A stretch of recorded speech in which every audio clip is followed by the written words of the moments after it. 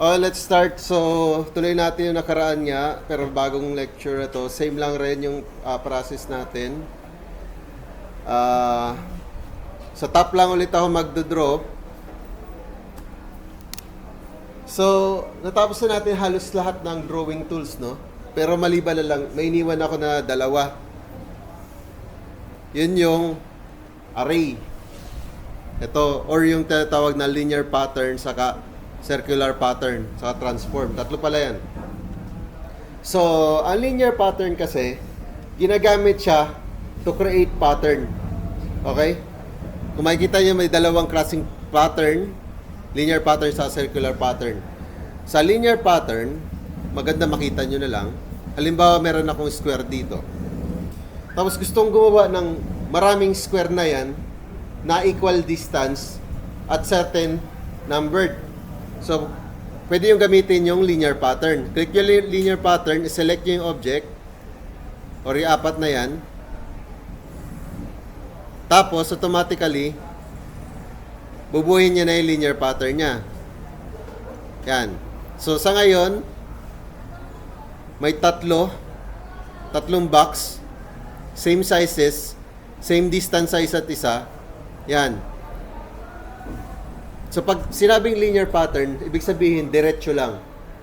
Or pwede sabihin na XY lang yung direction. So, meron tayong horizontal saka vertical na linear. Ayan. So, nakikita nyo, 6 na yung boxes na yan. 3 sa horizontal, 2 sa vertical. So, pwede nyo i-adjust ito. So, double click lang dito sa 3x. Gawin natin, halimbawa, 7. Magiging 7 yan. Or dito sa 2x, gawin natin 5. Magiging 5 yan. So, depende sa direction nyo na gusto. Right, left, pwede nyo i-adjust. Tapos yung up, down, pwede rin. Tapos yung distance, pwede nyo i-adjust din yung distance. Halimbawa, gusto yung distance horizontal 50. Yan. Pwede nyo i-adjust dyan. Sabi, 50 rin dito sa vertical. O, sa taas yan nilagay kasi positive yung 50. Yan. So, 50 by 50 na array or linear pattern ng square na yan. Tapos, para makompleto yung pagkakadraw, i-click nyo lang yung left click para confirm. Yan. So, naka-pattern na siya ng ganyan. So, ganun lang yung linear pattern. Or, pwede nyo rin gamitin ang linear pattern sa single axis lang. Yan. So, yan. Halimbawa, isang axis lang. I-adjust nyo lang na number ng gusto nyo. Yan. So, halimbawa, gusto nyo naman pa-vertical lang. Itong 7x or yung horizontal, gawin mo 0.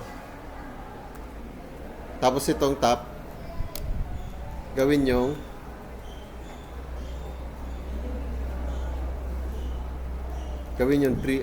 number na gusto nyo. Halimbawa, 7 din. Ito 0. Ay, hindi, 1 lang pala. 1. Kasi 1 lang eh. 1 lang yung column na kailangan nyo. Yan. So, pwede yung single axis, saka dual axis, XY axis. Ganon yung sa linear pattern. Tapos, so okay na yon, linear pattern. Next is yung tinatawag na circular pattern. Ang circular pattern, siyempre given agad, no?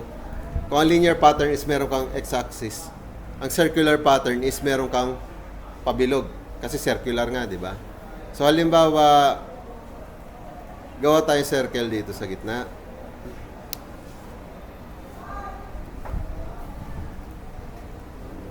Tapos circle dito sa banda na yan, dyan. So, pwede nyo gamitin yung circular pattern. Select nyo yung object na i-rotate nyo. Tapos yung, ano siya, yung midpoint. Yan. So, pag paikot yan, 360 degrees, may tatlo ka, yung angle of difference nila is 360 divided by 3. Ilan yun? Nasa 120 degrees yan each. So, pwede kayo magdagdag. Halimbawa, 6. Yan. Divide 6, nasa somewhere 60 degrees na yung pagitan nila.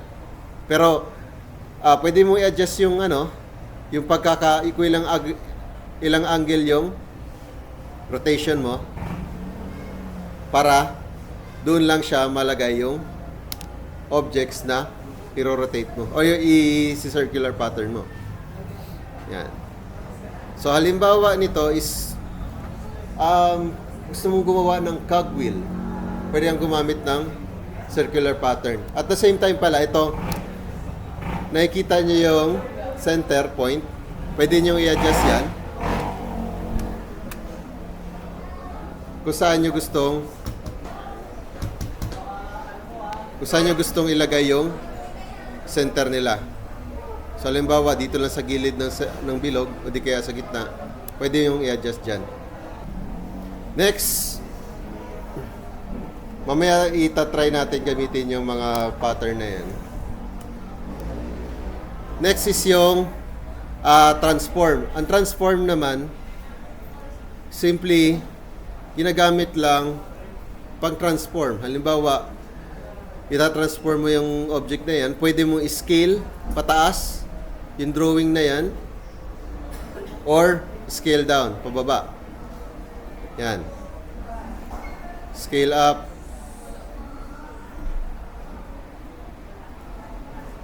Medyo mabagal ang internet natin, kaya siya.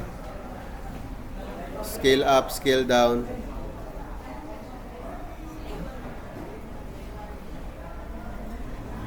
Or, pwede kayo mag-rotate.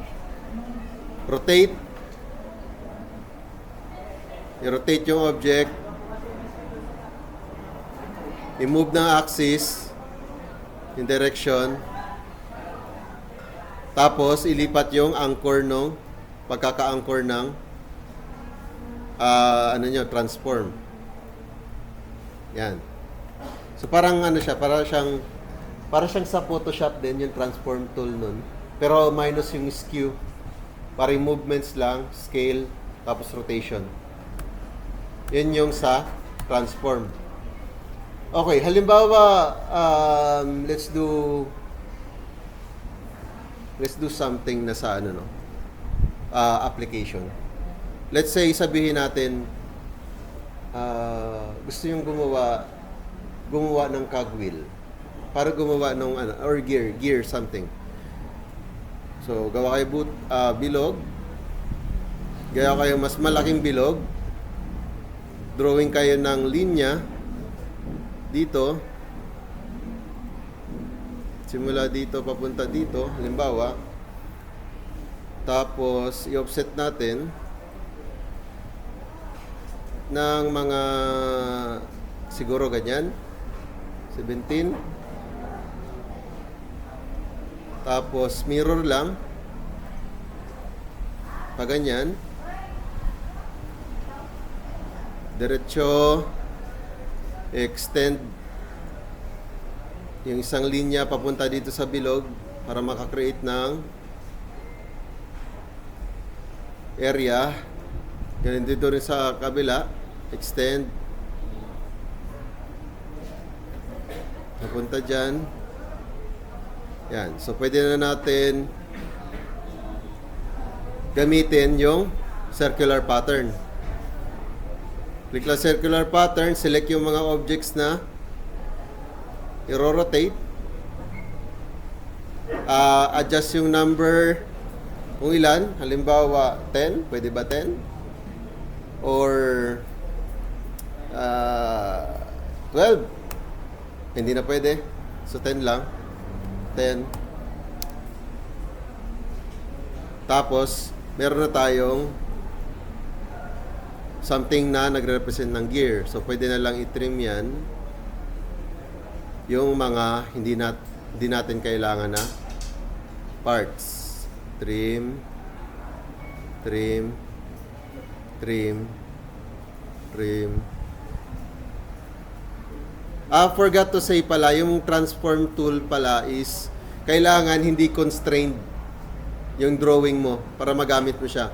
Kasi pag naka-constrain yung drawing, ang mangyayari nun is magkakaroon ka ng pulang line. At ang pulang line is ibig sabihin may conflicting na process kang ginawa. Tapos yan yung gear or something na cogwheel na pwede niyong gamitin. Okay, isa pa. Halimbawa, something na nagre-represent ng maganda. Sige. Sa halimbawa, gawa na lang tayo ng anything goes. Something na ganyan. Bigyan natin ng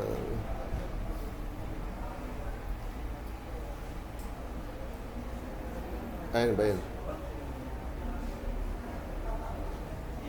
Hindi. Ayun, mali. Ulit. Itong line, saka itong line. So yung angle yung gusto ko, angle 45. Yan. 45 degrees. Pwede natin i-mirror yung side na ito. Ito sa kabila. Something ganyan. Then, circular pattern. Ito, at ito. Yan. Kung nakikita nyo yung circular pattern, is umikot siya dito sa center ng origin. Dito sa origin natin. Pero ang gusto kong ang pag-iikutan niya is itong part na ito. Yan. So pwede ko ilipat yung yung ating origin or yung center niya ng rotation dito sa side na yan. Tapos gawin nating 4 siya. 4. Yan. So something na yan? Star, shuriken, kung anong gusto yung tawag. Tapos lagyan natin ng butas siguro. Yan. Palaki natin konti. Yan. So, anything na kaya nyong i-draw ng one side, pwede nyong i-rotate yon, mabubuo nyo. Basta same pattern sila. Okay? So, ganun yung process na yun. So, just to show you, let's try gawing shuriken, actual na shuriken tong to. Pwede ba yun? Sige, pwede yan. So, siguro i-introduce ko na sa inyo ngayon yung tatlong basic tools ng 3D. So, extrude, fillet, saka chamfer. So, extrude is anything na draw nyo na area, pwede nyo i-extrude. So, halimbawa yung square, pag in-extrude nyo, magiging cube yun. Something na cube na 3D. Or rectangular object. Extrude nyo yung bilog, pataas, magiging cylinder. So, extrude natin yung shuriken. Makikita nyo, nagkaroon siya ng side. Siguro, taas-taasan pa natin. 50? Pwede pa ba? Double size yan? Sige, pwede. 50. Yan. So, yan na yung itsura. Chamfer tool is kung meron kang side, pwede mong i-select yon, tapos automatically, gina-slice niya na yun.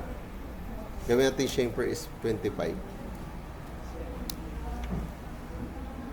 Hindi pwede kasi yung buong area yung pinipili ko. Most of the time, pag may chamfer kayo, pag isang buong area siya, wala siya dapat coinciding na wall. So, ibig sabihin, yung pwede kong piliin niya sa shaper na to, na tool, is yung itong sulok lang nito. Saka ito. Yan. Para mabigyan natin ng talim yung shuriken. Hindi pala.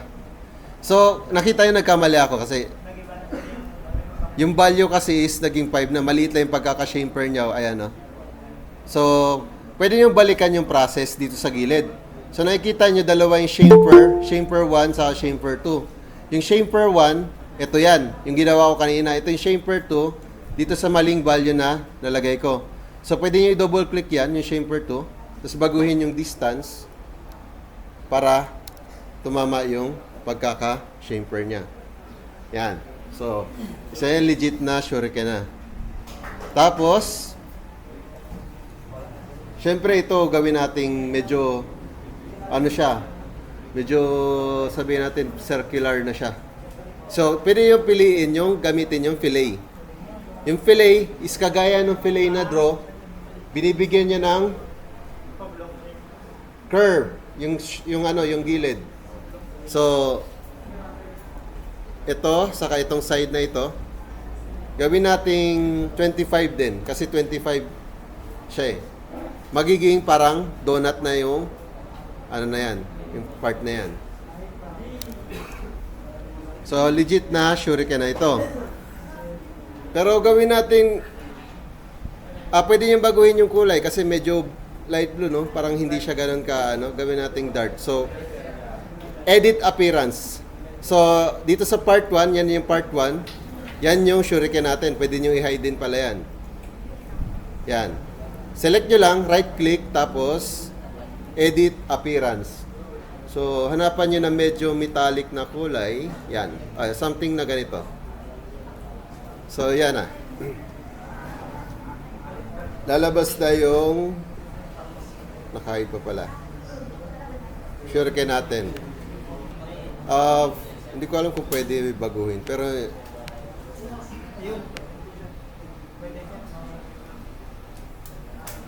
kasi dapat i-select mo yung area eh.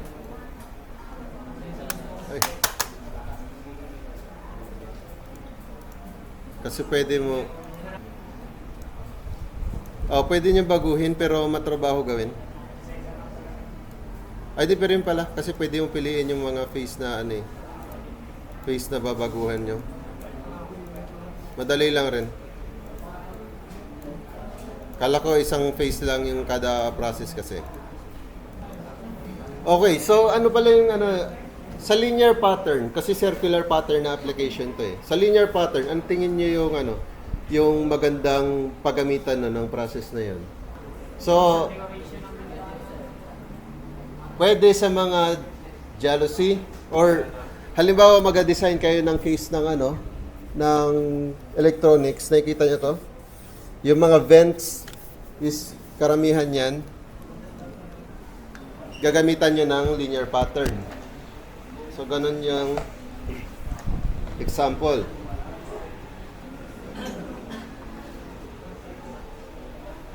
So, karamihan kasi basta anything na may pattern.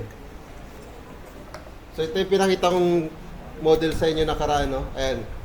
Vent yan. 3D printed to. Vent yan ng electronics. Ito yung nakaraan yung pinakita ko dito sa na model. Ayan.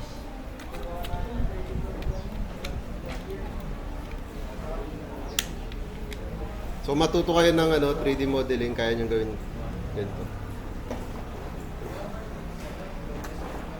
So, ano pa ba? So, gawa natin ng isa pa, isa pang example. So, bagong sketch tayo.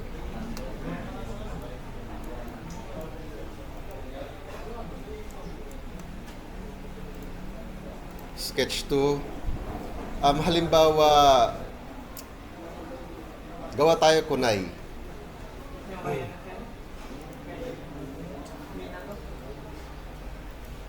Hindi, simpleng kunay lang. Masyado mahirap yung kaimay na to. Dalawang circle para sa ano, dulo. Gawa tayo ng something na line.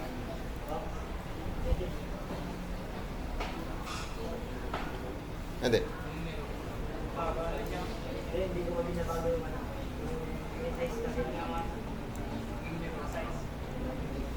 Something na ganito kahaba. Tapos offset. Siguro ganyan. 11 mm. Mirror tool para sa kabila. Oh, pwede na yan, pwede na yan.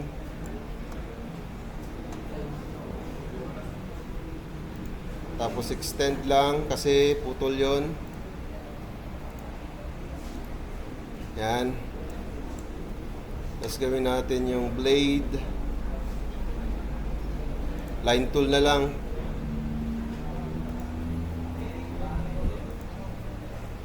So, pwede kong iganyan yan para maging reference ko yung gitnang part. Yan. Kalahati lang. Tapos mirror tool na lang rin sa gitna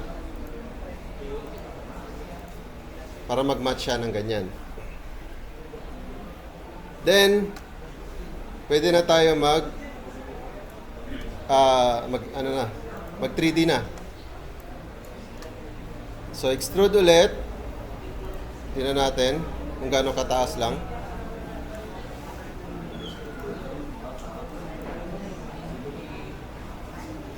Um, 25, sige 25.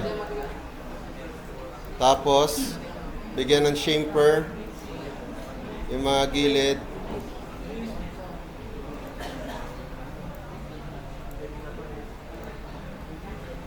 Pero 12.5 lang dapat, 12.5 para mag-meet sila sa gitna.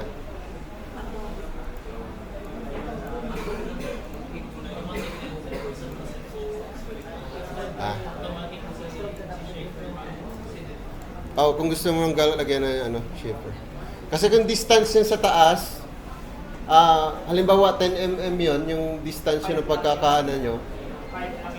Kung gusto nyo sa gitna, yung yung sharp part niya, 5. Kasi kalahati. 5. Yan. At syempre, lagyan natin ng fillet dito. Mali. Hindi yun. Fillet, ito. Masyado malaki. 12.5.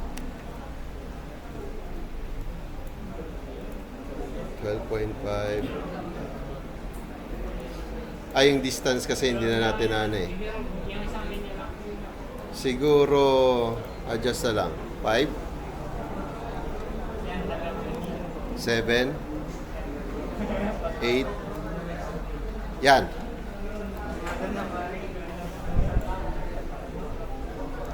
Something na ganyan. Tapos pwede natin i-fillet din yung gilid para medyo ergonomic hawakan yung kunay. Hindi kayo matusok sa square lang na part. 8. Pwede pa natin i-adjust siguro. 9, 10. Yan. O 11. Anong nangyari?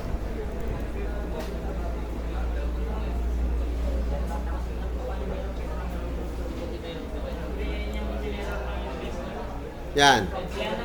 So, something na ganyan.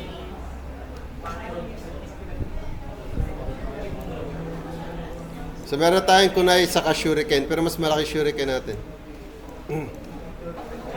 Yan. Fillet, 9. 5.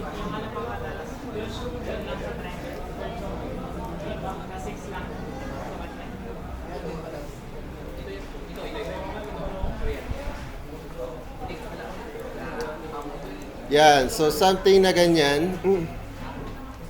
So pwede nyo rin pala, meron ding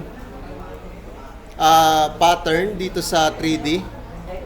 Circular pattern, pero 3D siya. So entities to pattern, axis of pattern, itong gitna, para magkaroon kayo ng ganitong object. So 8. Yan. So pwede nyo gawin yan sa 3D. Chamfer.